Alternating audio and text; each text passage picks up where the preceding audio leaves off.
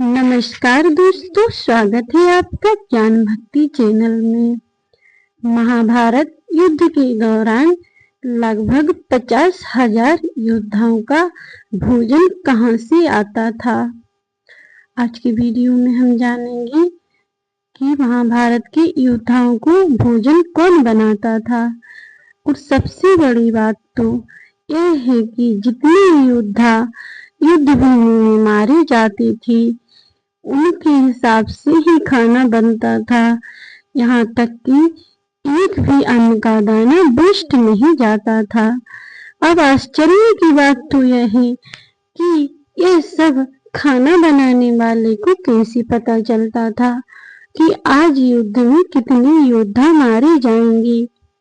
दोस्तों, महाभारत का युद्ध ही एक ऐसा युद्ध था जो विश्व का सबसे बड़ा युद्ध माना जाता है। जो आसपास के सभी राजाओं ने इस युद्ध में भाग लिया था, लेकिन बलराम और रुक्मी ने इस युद्ध में भाग नहीं लिया था। इसके अलावा एक राजा और भी ऐसे थे जिन्होंने युद्ध में रहते हुए भी युद्ध में भाग नहीं लिया था।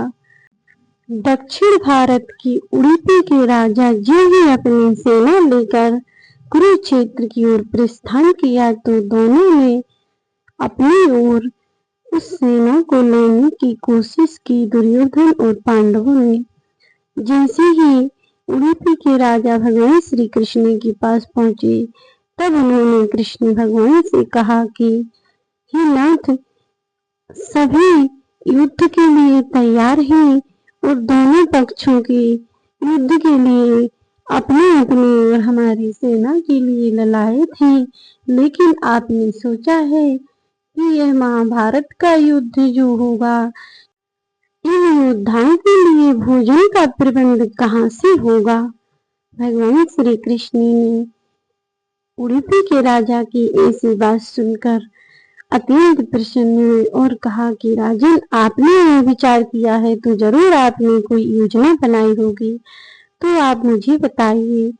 तब उडुपी के राजा ने कहा कि हे कृष्ण, यह युद्ध दोनों भाइयों में हो रहा है तो यह अनुचित है और मुझे बिल्कुल भी अच्छा नहीं लग रहा, इसीलिए मैं युद्ध में भाग लेना नहीं चाहता हूँ। लेकिन जितने युद्ध में योद्धाओं का भोजन बनेगा वो मैं और मेरी सेना द्वारा बनाया जाएगा। मैं इस महाभारत के युद्ध में खाने का व्यवस्था करने का भाग लेता हूँ। तब भगवान श्री कृष्ण उस राजा की बात से सहमत हुए और उन्होंने कहा, अच्छी योजना बनाई है, तुम सभी सैनिकों की खाना की व्यवस्था हर दिन कर दिया करो। तो उडुपी के राजा हर दिन खाना की व्यवस्था करते थे, लेकिन वह ऐसी व्यवस्था करती थी कि उन्हें मालूम होता था कि आज युद्ध में कितने सैनिक मारे जाएंगे, उसी हिसाब से वह खाना बनवाती थी।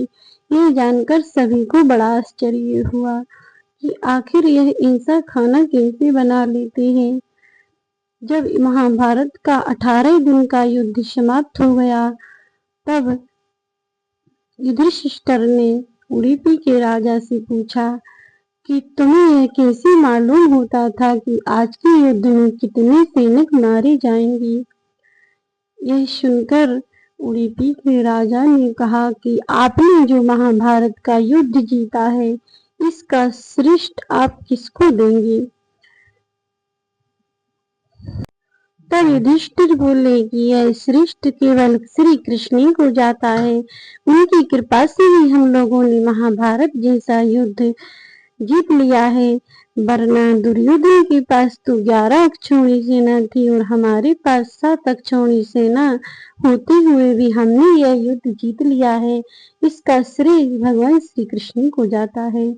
तब उडुपी के राजा ने कहा कि जैसे श्री कृष्ण को महाभारत के युद्ध विजेता का श्रेष्ठ जाता है, उसी प्रकार यह भी भगवान श्री कृष्ण की ही लीला थी।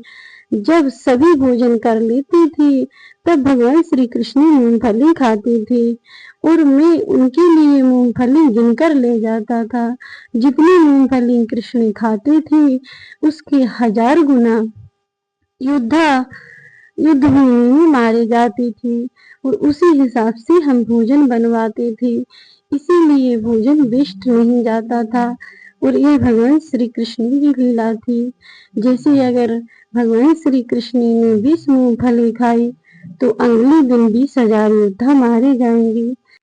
ये भगवान श्री कृष्ण की एक और अनोखी लीला थी। ऐसा सुनकर सभी ने भगवान श्री कृष्ण के चरणों में मस्तक नवा लिया। तो ये थी महाभारत की लाखों योद्धाओं की भोजन की कहानी। आपको कैसी लगी कमेंट करके जरूर बताइएगा। वीडियो अच्छी लगी हो तो एक लाइक करके चैनल को सब्सक्राइब कर लेना, बेल आइकन को ऑन कर देना ताकि मैं जो भी जानकारी लेकर आऊँ सबसे पहले उसकी नोटिफिकेशन आपके पास पहुँचे। और कमेंट बॉक्स में जय श्री कृष्ण जरूर लिख देना। मिलते ही नेक्स्ट वीडियो में, तब तक के लिए जय श्री कृष्ण, राधे राधे।